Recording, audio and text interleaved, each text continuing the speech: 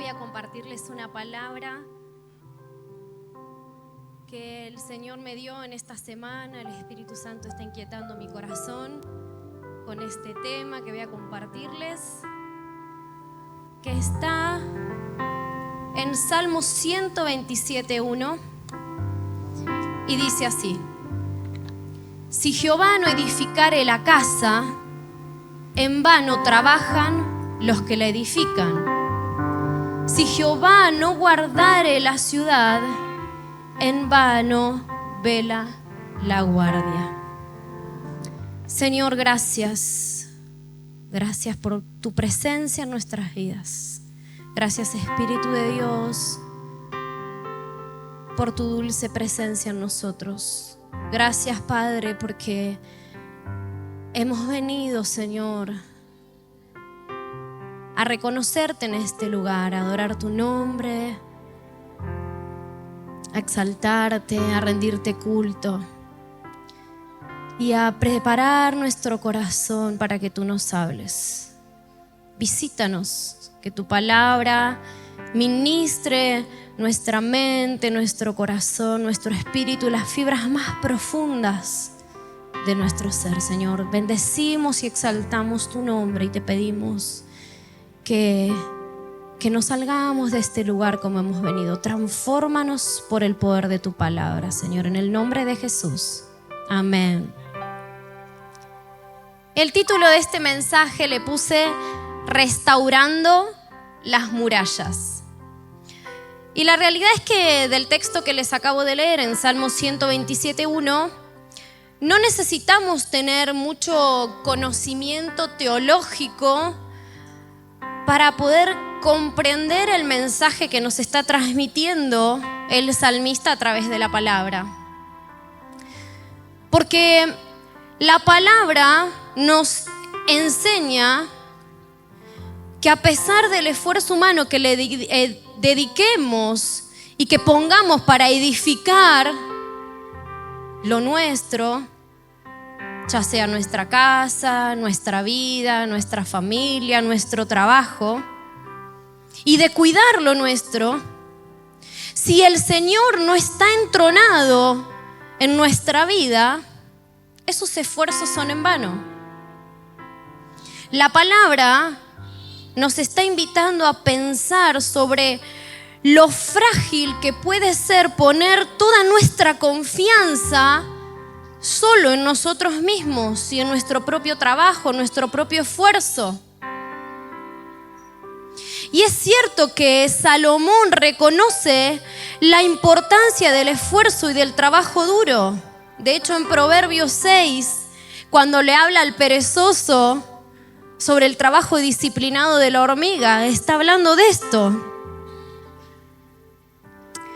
Pero al mismo tiempo, el salmista reconoce la importancia de que no nos vanagloriemos de los resultados que tenemos, creyendo que todo lo que alcanzamos, que todo lo bueno que hemos vivido es únicamente por nuestro propio esfuerzo, por nuestro cuidado. Es cierto que la palabra nos dice que Dios bendice el fruto de nuestras manos y que nos exhorta a ser diligentes, pero no debemos olvidarnos como hijos de Dios quién es el Señor de todas las cosas. Amén. Y que todas las bendiciones que tenemos como hijos de Dios dependen de Él. ¿Cuántos pueden decir que Él es el constructor de nuestra casa? ¿Cuántos pueden decir que Él es el protector de nuestros hijos, de nuestra familia? Hace unas semanas mi hijo más grande se fue de viaje de egresados de primaria. Y para mí fue una experiencia tremenda haberlo soltado a ese pequeñito de 12 años, para mí pequeñito, en su primer viaje sin nosotros. Y en principio entré en pánico, dije, no va, no, ¿cómo va a ir? No. Y después dije, no, pará, seamos normales, no podemos. ¿Quién es tu Dios? ¿Quién es el Dios que cuida a tu hijo? ¿Cuántos pueden decir que Dios es nuestro protector? Bueno, lo rodeé, le oré, tracé líneas de sangre a su alrededor, bendije el micro, la entrada, la salida, cada rueda, cada chofer, cada persona. Pero es cierto, Dios es nuestro protector. Dios es el constructor de nuestro hogar, de nuestra ciudad. Es el proveedor en nuestra economía. Él es el Dios de nuestra familia, Él es nuestro cuidador. Es cierto. Pero cualquier esfuerzo sin reconocer la presencia de Dios, como dice su palabra en Eclesiastés 1:2, es vanidad de vanidades. Todo es vanidad. ¿Qué provecho tiene el hombre de todo su trabajo con que se afana debajo del sol? Por eso hoy quiero hablarles de un personaje que me impacta su vida. Quiero hablarles de Nehemías. Nehemías era un hombre que entendía que Dios lo había llamado a trabajar duro para su ciudad y que no iba a encontrar resultados en ese trabajo duro sin la intervención de la presencia de Dios en su vida. Nehemías, para poder contextualizarles un poco la historia, era uno de los miles de judíos que permanecían en Persia como consecuencia de las deportaciones de Jerusalén, de Judá, que sufrieron producto a la invasión babilónica. Y mientras él estaba en Susa sirviendo en el palacio como copero del rey, recibe la noticia que los judíos que luego de 70 años de exilio pueden volver a su tierra, luego de muchos años se encontraban desprotegidos, ya que las puertas estaban quemadas, dice el texto, y las murallas de la ciudad estaban destruidas, estaban en ruinas. Y yo pienso en este hombre que está dentro del palacio del rey, que tranquilamente podría haber dicho, bueno, la verdad que dentro de todo no estoy tan mal, me salvé, estoy sirviendo, estoy trabajando, ya está. Pero mientras él estaba dentro del palacio del rey, su corazón estaba en su tierra, en la tierra de Jerusalén. Él quería enseguida saber cómo estaban los suyos, qué estaba sucediendo con aquellos que lograron escapar. Y si hay algo que lo caracteriza a Nehemías, era la compasión que él sentía por su pueblo. Sobre todo por aquellos que estaban desprotegidos, sin esperanza, sin poder sobrevivir. Porque la realidad es que en la antigüedad sabemos que una ciudad que se encuentra sin muros está a merced de ser saqueada. Es vulnerable a los enemigos, es indefensa, está desprotegida. Y Nehemías es un hombre que vio la necesidad de su pueblo, porque sabía que una ciudad sin murallas era una ciudad asolada, una ciudad que no iba a poder tener tesoros, cosas valiosas, porque iba a ser fácilmente saqueada por los enemigos. Y él sentía el dolor por ese remanente que se había acostumbrado a vivir en afrenta, en angustia, siendo frágiles a todo ataque del enemigo. Y dice la palabra que cuando él pregunta y recibe la noticia, en Nehemías 1:4 dice: cuando oí estas palabras, me senté y lloré e hice duelo por algunos días y ayuné y oré delante del Dios de los cielos.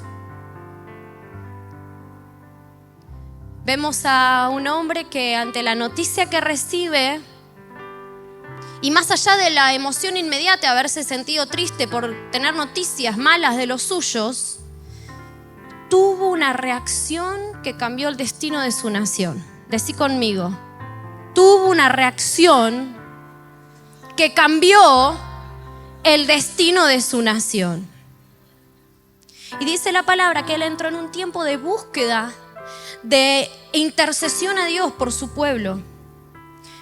Dice la palabra que le pidió perdón al Señor por los pecados de su nación y empezó a reclamarle las promesas que Dios había hecho alguna vez para el pueblo.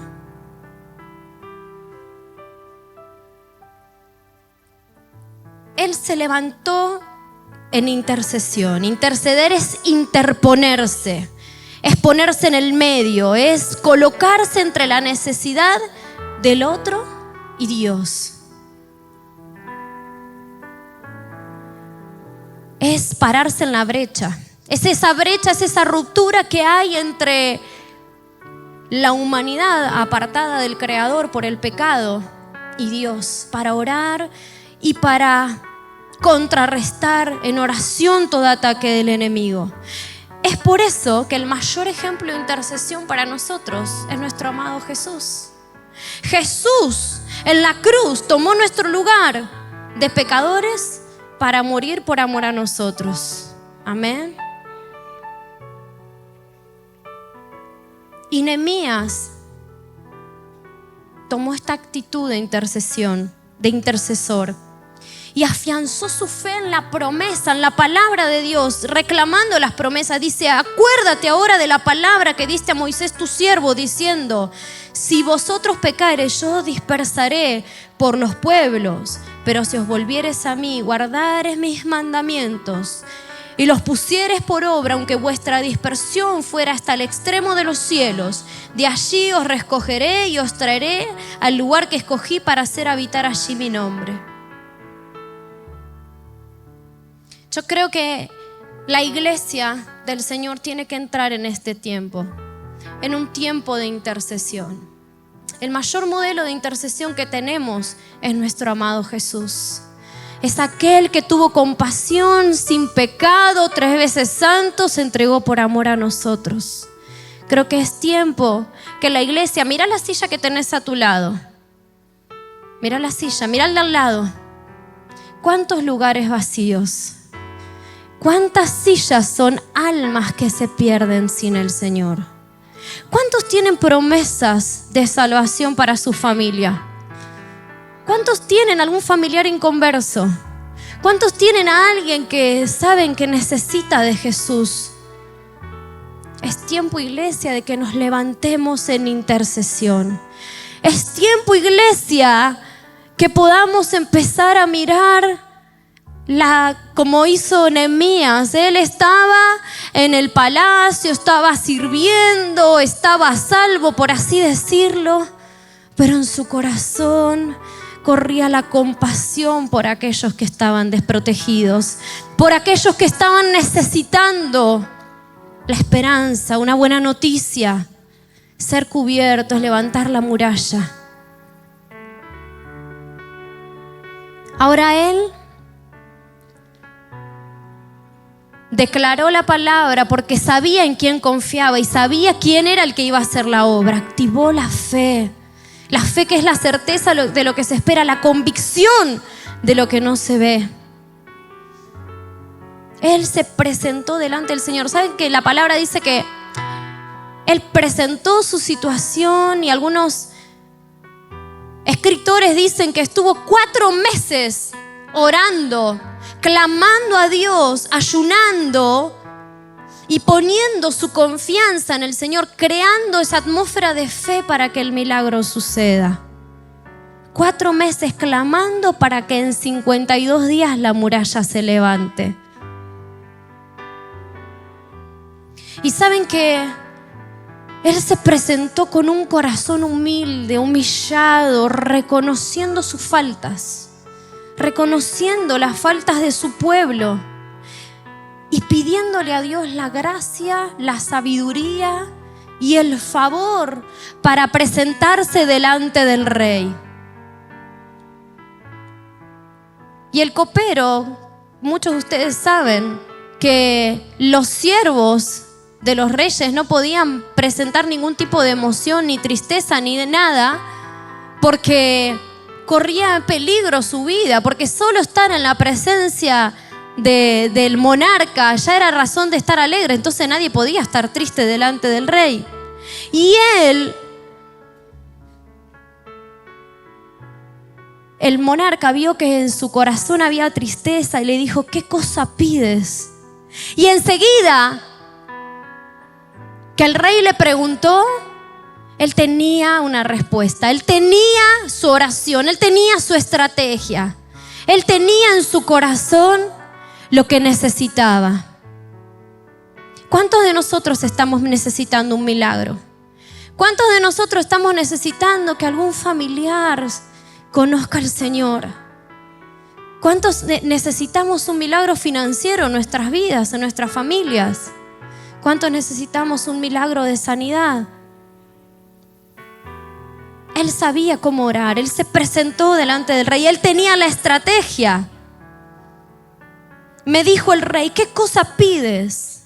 Entonces oré al Dios de los cielos y dije al rey: si le place al rey y tu siervo hallado gracia delante de ti, envíame a Judá, a la ciudad de los sepulcros de mis padres, y la reedificaré. Entonces el rey me dijo, y la reina estaba sentado junto a él: ¿cuánto durará tu viaje y cuándo volverás? Y agradó al rey enviarme después que yo le señale el tiempo. Además dije al rey: si le place al rey que se me den cartas para los gobernadores al otro lado del río, para que me franqueen el paso hasta que llegue a Judá, y carta para Asaf, guardia del bosque del rey, para que me dé madera para enmaderar las puertas del palacio, de la casa, y para el muro de la ciudad, y la casa en que yo estaré. Y me lo concedió el rey según la benéfica mano de mi Dios sobre mí. Nehemías tenía el favor de Dios. ¿Saben por qué? Porque él no pidió nada para sí, en realidad. Él estaba amando lo que el Señor ama. A los que estaban en ruinas, a los que se estaban perdiendo, a los que estaban en aflicción. Y el Señor tuvo compasión. Nehemías se convirtió en un líder transformador, pero también porque entendió el sentido de la oportunidad. Decí conmigo: entendió el sentido de la oportunidad. Vio la ventana de oportunidad. Tenemos que estar preparados. El Señor ha llamado a su iglesia para la redención de esta nación. Dios no es un Dios de célula. Dios no es un Dios de iglesia simplemente. Dios es un Dios que ha enviado a su Hijo para la redención de la nación. ¿Cuántos lo creen? Dios es un Dios que ha venido a traer redención a tu familia, a tu ciudad, a tu vecino inconverso, en tu trabajo, a tu hijo que está en adicciones, a tu esposo que es violento, a tu esposa que te hace la vida imposible para llegar a la iglesia.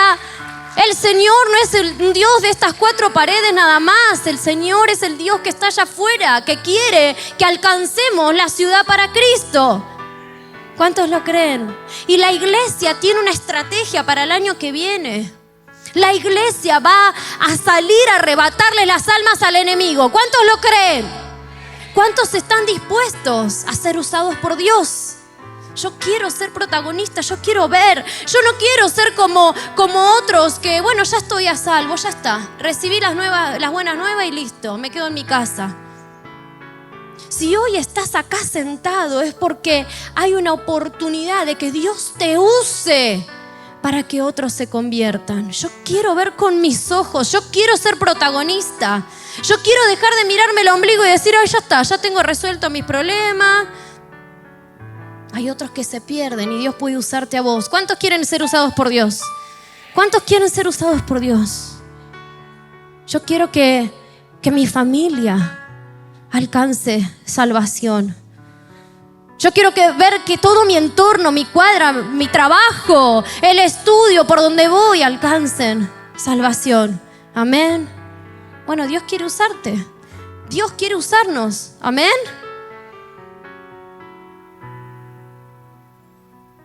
Él no era un improvisado. Él contaba con los recursos económicos que le había pedido al rey, la madera para las puertas, pero también contaba con el recurso humano que iba a encontrarse en la ciudad para trabajar, para reconstruirla.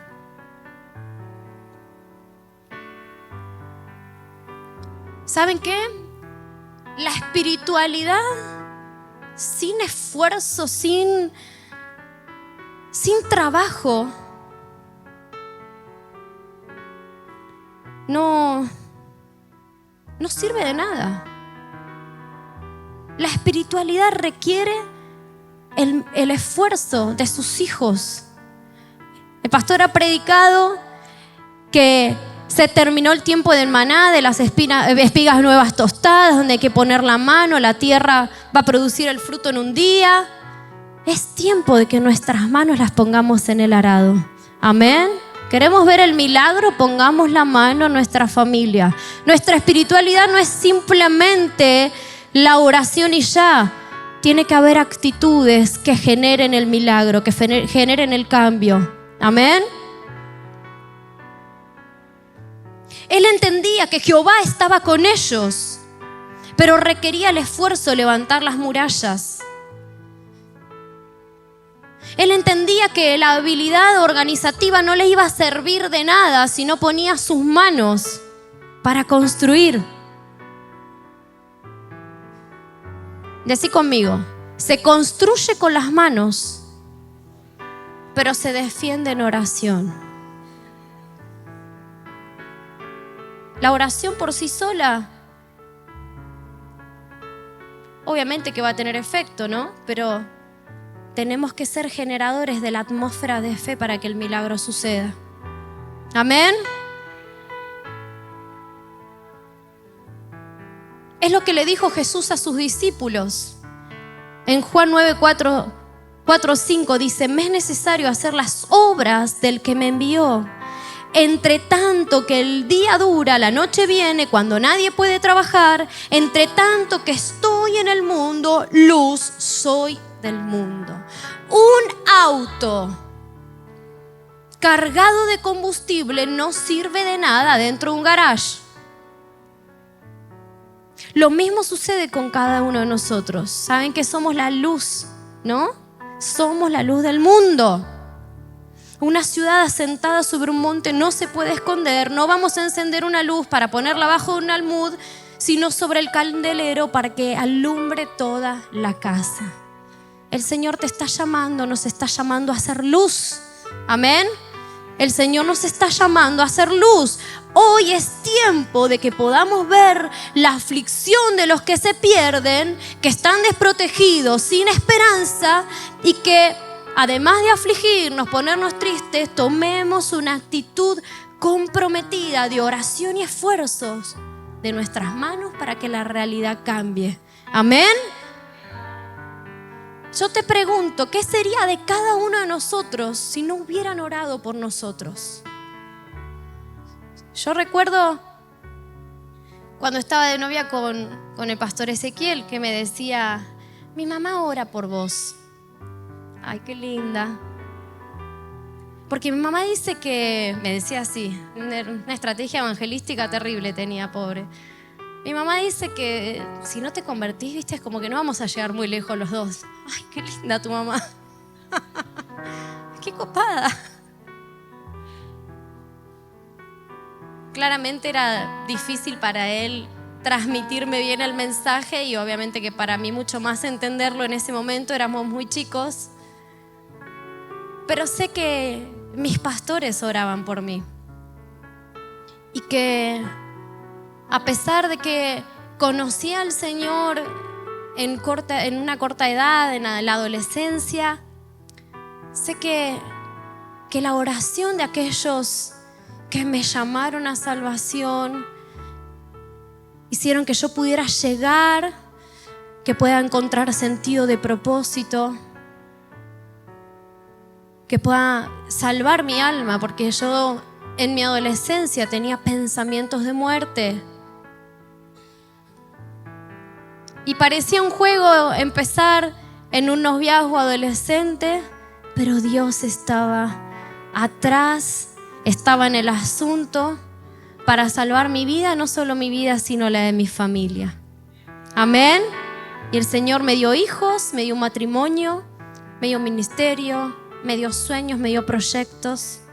Y hoy pone en mi corazón la inquietud de compartir las buenas nuevas con los demás.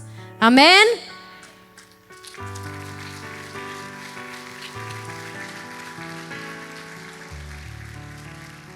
¿Qué sería de nosotros si alguien no hubiera intercedido, si alguien no hubiera orado por nosotros?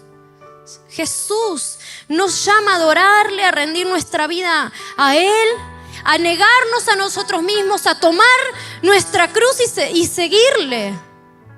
Dice su palabra, su yugo es fácil, ligera su carga.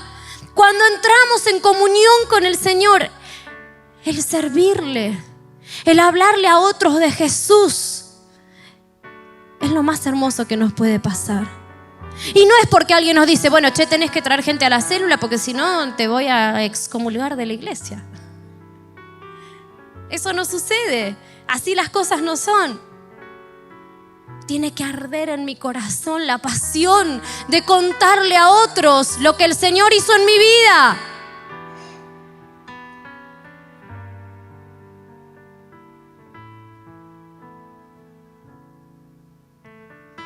Y dice que Nehemías se tomó el tiempo para recorrer la ciudad. Iba en silencio, salió de noche, se trajo un par de compañeros con él para recorrer. Y esquivando los escombros, empezó a mirar. Y les dije, pues vosotros veis el mal en que estamos, que Jerusalén está desierta y sus puertas consumidas por el fuego. Venid y edifiquemos el muro de Jerusalén y no estemos más en oprobio. Entonces le declaré cómo la mano de mi Dios había sido buena sobre mí y asimismo las palabras que el rey me había dicho, y dijeron, levantémonos y edifiquemos. Así esforzaron sus manos para bien. Siempre que querramos construir algo, vamos a tener que lidiar con los escombros. Siempre hay situaciones que van a querer desviarnos la mirada. Siempre van a haber situaciones que van a querer robarnos la promesa cuando queremos enfocarnos. Son como las aves de rapiña que le vinieron a robar la ofrenda a Abraham cuando recibió la promesa de su hijo, que él tuvo que ahuyentarlas. Nosotros no debemos desviar nuestra mirada en los escombros. En la crítica no miremos los problemas, las dificultades cuando nuestra fe es probada. Tomemos cada una de esas piedras para edificar la muralla. Amén. De hecho, Jerusalén ya tenía escombros antes de que empezaran la construcción. Y dijo Judá, las fuerzas de los acarreadores se habían debilitado y el escombro es mucho y no podemos edificar el muro. Y nuestros enemigos dijeron, no sepan ni vean hasta que entremos en medio de ellos y los matemos y hagamos cesar la obra. No permitamos que los escombros nos desanimen. El enemigo va a intentar desviar nuestra mirada una y otra vez para que no alcancemos el milagro, para que desviemos nuestros ojos del autor y consumador de nuestra fe, que es Jesús. Trabajemos incansablemente. Cuando creamos que el milagro no va a suceder, cuando la oposición se levante, cuando le digamos al Señor, Señor, pongo mi confianza en vos. Cuando yo empecé a orar por la economía de mi casa, se me empezó a romper todo. Yo dije, chao, no oro más. Y eso es lo que el enemigo quiere. Claramente no lo hice, no es que dejé de orar. Pero a veces creemos que cuando nos empezamos a parar en la brecha, cuando empezamos a gestar esa atmósfera de fe de nuestro milagro, empiezan a suceder cosas que el enemigo quiere desanimarnos, quiere levantar esos escombros para que nuestra mirada se desvíe. Y es ahí donde yo tengo que ser persistente en la oración para defender la promesa que Dios me dio. Amén. Nehemías trabajó todos los días incansablemente. Dice que se quitaban solamente el vestido para bañarse. Él perseveró en la obra, incluso frente a aquellos que venían a burlarse, a desanimarlo, incluso ante aquellos que quisieron sacar provecho de la obra. Él se enfocó en lo que quería y en lo que Dios le había prometido. Y en 4 meses de oración gestó el milagro de la reconstrucción de la muralla de su ciudad en 52 días. La oración más grande no es la más poética, la más compleja, la más adornada de palabras, la que le metemos todas las palabras que no sabemos de la Biblia, Padre amado, Cordero inmolado, la sangre de Cristo, y le entras a llenar como para que sea como más abultadita la oración. La oración más grande es la de un corazón rendido a la presencia del Señor. La de un corazón agradecido por la obra de Dios en nuestras vidas. ¿Cuántos de nosotros tenemos cosas para recordar? Podría decirte algo mismo de hoy, de lo que sucedió hoy en mi día, para agradecerle a Dios, y te puedo contar desde el día que lo conocí. Tantos motivos para agradecerle a Dios, tantos motivos para hablarle a otros de Jesús y de lo grande que es Él. Amén. La oración más grande es aquella que puede ver las necesidades del otro y con un corazón obediente le dice: Señor, dame la compasión para amar lo que vos amás. Las almas, los perdidos, aquellos que están perdiéndose en una eternidad sin vos. Por eso quiero que ahí en tu lugar puedas cerrar tus ojos. Y sé que esta palabra tal vez pueda sonar controversial porque hablamos de trabajo, de esfuerzo, a estas alturas del año, donde yo estoy más en modo playa que otra cosa. Pero es cierto que estamos a días de terminar el año y que nuestras fuerzas tal vez se han debilitado, mirando los escombros, mirando las ruinas a nuestro alrededor, tal vez mirando la oposición, el desgaste, los esfuerzos desmedidos sin resultados.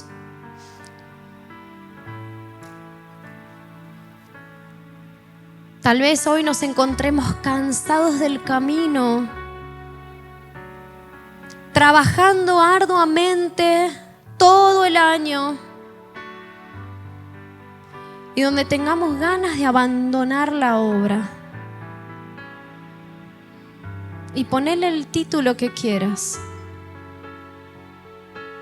Puede ser tu célula, puede ser los esfuerzos por ver tu familia restaurada. Tal vez pueda ser tu oración por aquel familiar en dificultad.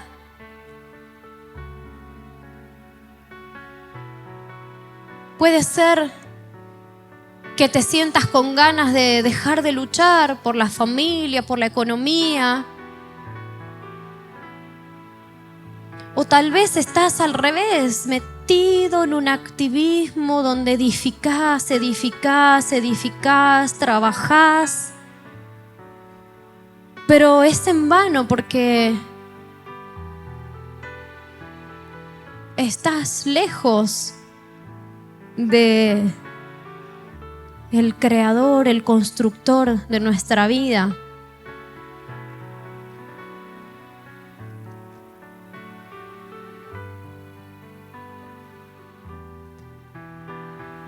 Y hoy Creo que es una noche, una ventana de oportunidad, donde podemos dejar de mirar los escombros en el medio del camino y tomar las piedras para reedificar lo roto. Porque todavía Dios sigue teniendo promesas sobre sus hijos para reedificar con las ruinas antiguas. Hoy es tiempo de llenar nuestra lámpara y de levantarnos en oración e intercesión, enfocándonos en el milagro que Dios nos prometió. Y la pregunta de hoy es: ¿cómo querés seguir construyendo tu vida, tu casa, tu familia, tu ministerio, tu trabajo? Tal vez hoy sea un tiempo de dar gracias a Dios por todo lo vivido, hacer un alto en el camino y terminar nuestro año colocando las cargas delante del Maestro, delante de la cruz,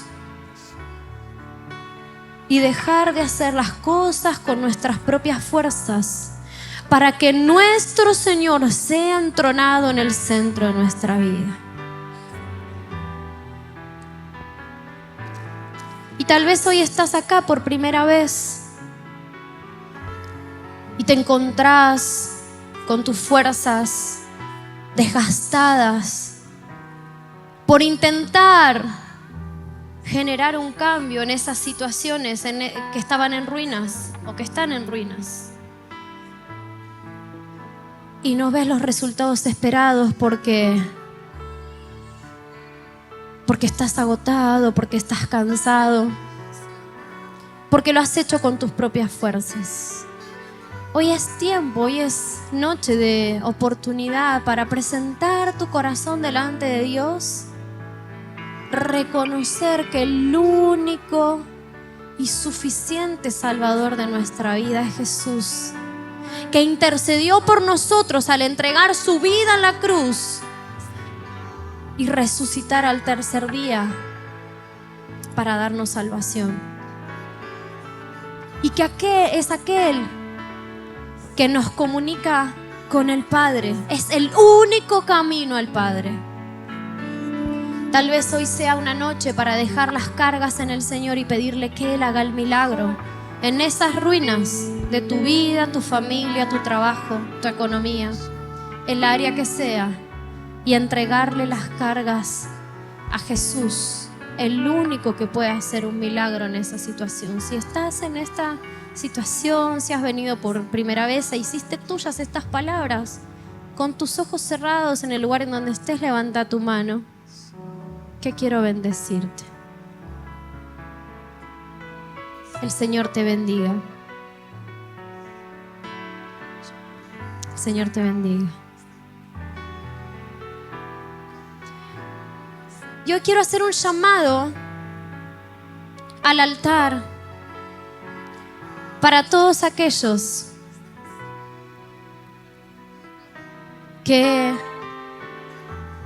quieren ser protagonistas de la obra que el Señor hará en esta iglesia, en esta ciudad, en esta nación, y que quieren levantar una muralla de intercesión y de oración por los suyos, por esta casa, por su vida y por su familia. Te invito a que puedas ponerte de pie.